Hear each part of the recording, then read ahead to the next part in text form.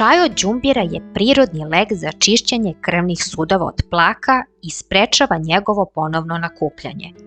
A danas ću vam pokazati i kako da ga napravite. Opasne naslage na zidovima arterija nastale od lošeg holesterola mogu se ukloniti promenom načina ishrane, a pre nego što stignete do lekova, potrudite se da sačuvate zdravlje prirodnim lekovitim sredstvima. Masne naslage se nagomilavaju u krvnim sudovima posle 35. godine života, pa čak i ranije. Faktori rizika su nezdrava ishrana, stres, alkohol, duvan, gojaznost i genetske predispozicije. Najviše su ugroženi krvni sudovi srca i mozga. Posledice nakupljanja plaka u krvnim sudovima mogu da dovedu do srčanog ili moždanog udara.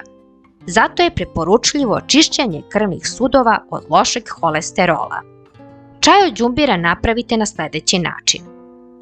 Jednu kašičicu izrendanog svežeg đumbira ću preliti sa 2 decilitra provrele vode.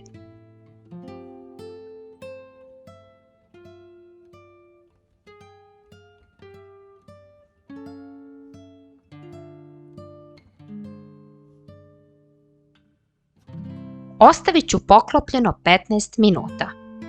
Za to vreme ću iscediti limun. Zatim ću čaj procediti, onda ću dodati sok od limuna i zasladit ću medom. Čaj od đumbira možete piti 2 do 3 puta u toku dana.